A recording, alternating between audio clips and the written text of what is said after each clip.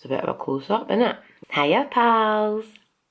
I thought I would do a get ready with me on this lovely Saturday morning. Show you. It's so nice. This is the view outside of my bedroom. A nice fake plant, because I can't keep anything alive. I've had some lovely comments from mainly my friends who are like, oh, I quite like them, just, you know, you chitter-chatting. We miss your dulcet tones. Don't think you actually do, but it's nice anyway. And I like gibbering. For those of you who can't be arsed with that, it's not going to be very fun for you. I don't know where my clips are. Found it. Okay.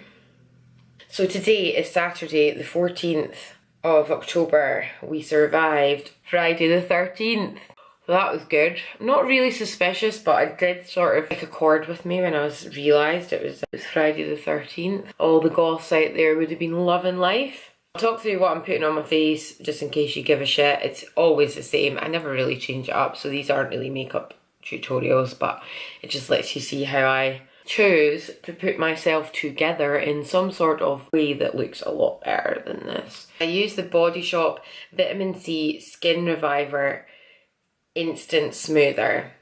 Oh my god, it smells divine. It's kind of orangey and it's so smooth. It's like a silicone based product and I just find it keeps my makeup in place, and I use it kind of as a primer, but I'm not sure if it actually is a primer.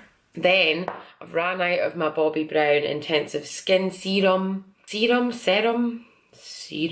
I go for, and it's got SPF 40 in it, so that's good for Oz. I've ran out, so I'm just going to use my trusty Studio Fix Fluid SPF 15 in NC 15. That's the one. I've been using this for years. I remember when I was like 20 odd, 22, so like 10, 12 years ago, and I was like, I need a full coverage. I'm not doing this very well, am I? I don't usually use my fingers. It's because I'm distracted. I'm putting on loads today, I don't know why. I must have tried like 20 odd. Estee Lauder, Double Wear, Bobbi Brown, NARS, and like the High Street, Maybelline, all sorts. And then I found MAC, my mecca. I just love it. I sound a wee bit coldy because I've got hay fever, and you might be asking, it's October, Claire. Well, it's spring in Australia. You might not be asking that question if you're watching this from Australia, right enough. Duh. So, life update then, because I've not really been vlogging for about a month. And really the reason for that has been I've been quite stressed, and not in a good way. So it's Mental Health Awareness Week, and probably quite a good time to restart these vlogs now that I've checked in with myself. Yeah, feeling like hopefully I'll get back in about the filming. I tried to start filming this week, but I'm really bad at filming for a start. Like, I'm not very good with the camera, and then I'll just forget. Like, sometimes when you're having so much fun, you do have to force yourself to like take yourself out of the moment and film, and it's kind of annoying. So I did do a tactic last night. Went out with my girls, the Adelaide Bugs as we're called. They are a couple of my expat friends also, and we went to this amazing place. It's like a converted warehouse that has a market on about 3 or 4 times a week. Friday night's the best. There are bars, all sorts of different types of food. We went there and I did film and it was fun. But I got there early to do the like boring filming first. It won't be boring to watch, but it's boring to make. Oh, my eyelashes are falling out left, right and centre. And I don't know, I think it's because I've been crying a lot. This video is a positive one. It's not going to be negative Nancy time. So this is the Locket by Kat Von D in the shade L9 Neutral. You can see already how light it is. That's my preference. And I think I've done it before where I kind of put them into my little mouth divots here, where I tend to get the most spots. And then I also like doing it right into my nose because I get I get really bad skin there. And then I just do my little tactics. I've got one of these beauty blender sponge things. Well, it's not beauty blender, but it's a cheap version. Dot it in and then I kind of roll it about. And dot it in again and do a bit more rolling. Looks good. If I do say so myself. So hopefully I'll have some more content as things get a bit more exciting. I've got 3 weeks until my parents arrive. Can't bloody wait. Honestly, I'm so buzzing about it. And I'm going to show you how I've prepared for their visit because it's fun. I'm going to do more of it tonight. It's so much fun. Work seems to be getting a bit better, hopefully. It's ups and downs. I mean, I think I forget that in the last 8 months, it was 8 months yesterday since I jumped on the plane to come to Australia. In the past 8 months, I've started a new job. I had worked at Strathclyde for 11 years and I had only worked in that one organisation as a grown-up adult, you know, post-degree. So I've only ever worked one place. I had the most amazing colleagues and I knew everyone from like the principal to the security guard to the manager of every department pretty much. And now I've had to start again and I'm building my networks and I'm really enjoying that part actually. People have been freaking lovely to me. On the most part, people have been so nice and I've just prided myself on being able to connect and make those networks from the get-go. I'm about to put on Brow Definer Anastasia Beverly Hills. It's one of these two-ended bad boys with the spoolie and then the crayon, and I really like it better than the brow is because it's an angled point. Yeah, work's been really good. People probably actually don't know what I do. Might be time to share that. So here we go. Here's my 60-second elevator pitch. What my job is essentially providing leadership to a team who look after policy, projects and strategy related to PhD students. Does that make sense? Probably not. Doesn't really mean anything. So if I flip it into what we actually do, what we achieve, we believe in developing the experiences and improving the outcomes of PhD students. So we want them to have the best possible experience while they're with the university, and we want them to have the greatest outcomes when they leave us, and that's mainly in their career. What my team are responsible for doing is providing enhancement type activities to enable that in a much more kind of inclusive, equitable, excellence-based way. Does that make any more sense? Probably not. Varies hugely. So a couple of the less detailed ones, just to give an example. I'm the university contact for a national mentoring programme for students in certain streams within science and engineering. Also leading a project at the moment looking at how our website reflects what we do and being able to attract the best talent to our university. And I can't really share loads on the internet about what we're doing because it's secret business. Don't want our competitors to know, you know. But a huge amount of my work is in the employability space. So at Strathclyde, I established the university's first programme that supported the training and development of all PhD students. That was my baby, the Researcher Development Programme. And that ranged from things right from sort of how to write and construct a literature review all the way through to setting up your own business and what entrepreneurship looks like for a PhD student.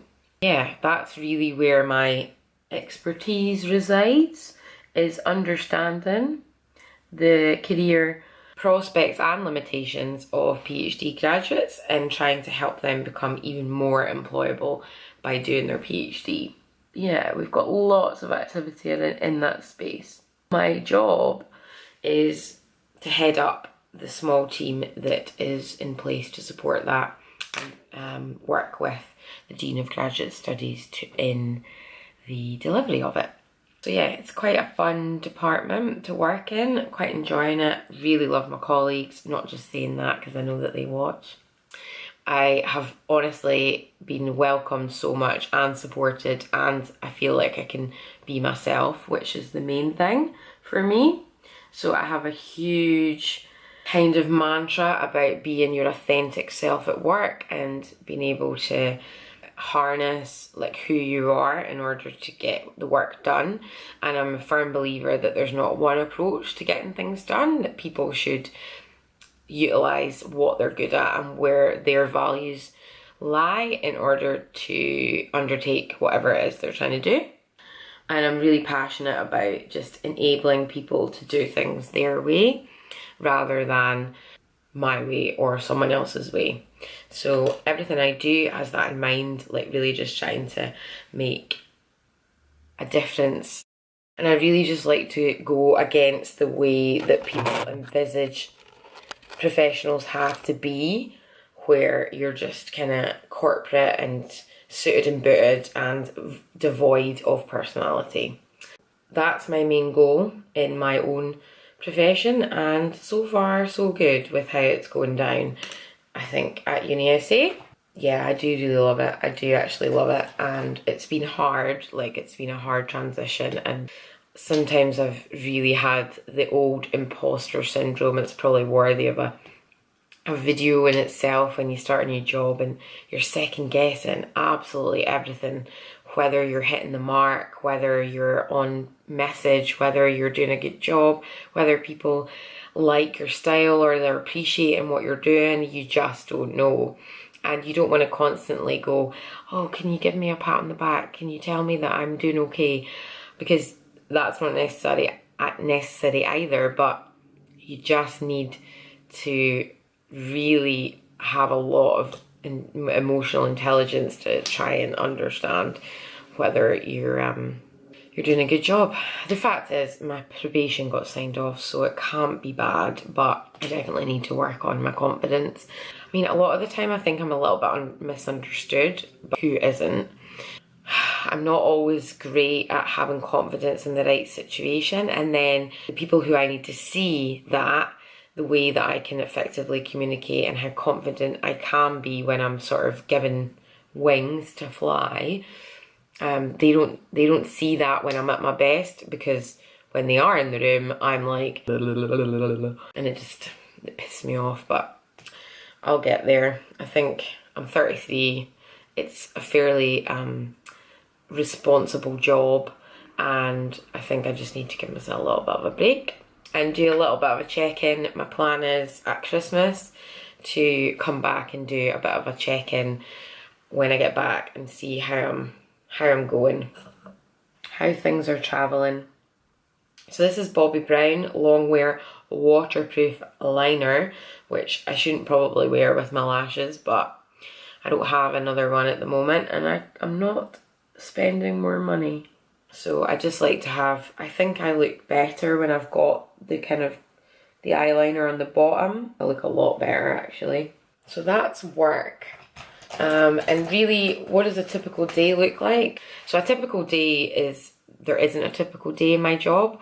I'm based out at, there are 4 campuses at UniSA. I'm based at the north one, but I'm only there, if I'm lucky, 2 days a week, which isn't ideal because that's where my team are. But I'm in meetings a lot, and a lot of them are at the City West campus, which is nearest my house, which is very handy, but at the same time I don't have a desk. I can hot desk, but it's not ideal because I have dual screens and I have ergonomic computer equipment and whatnot to help with my nerve problems. This is called Gigabyte Extension Black. It's this one from MAC, and it's a teeny tiny little brush, and it's perfect for doing bottom lashes. Just separates all those individual bad boys, makes them really pretty. So yeah, a lot of meetings, a lot of presenting, a few committees, some events, And then I get to do a little bit of travel, not as much as I did in my last job, but that's okay. Am I going to do my flick? No, I am not. I can't be arsed. I'm nearly done. And I don't ever do my makeup in the same order either, which is really funny. Like, a lot of people will be like, you know, this, then this, then this, and this, and this. It really depends on what I'm putting on my face. I'm going to put on a little bit of powder just on the areas where I've got a few of those spotters. My friend was so funny today. She's like, your skin's really good. I was like, oh no, I've got a few spots. And she's like, Diane? I was like, yeah, and they're really sore spots. She's like, Claire, you just can't have spots, can you? You have to have really sore spots. Hypochondriac for life. Says it all. I should get that tattooed. Speaking of which, get my eyebrows tattooed this week. Cannot wait. A bit concerned about them melting off when it gets up to 40 degrees, which we're not too far away from. So I thought I would get them done. Hopefully it turns out okay. I'm going to go for 2 blushes today, and this is called Just a Pinch, and this I do not know because it's washed off, but it's a much darker one. I thought it would look quite nice in my t-shirt. Little Mermaid, Under the Sea. So it's a Primark number, I think. What is it saying?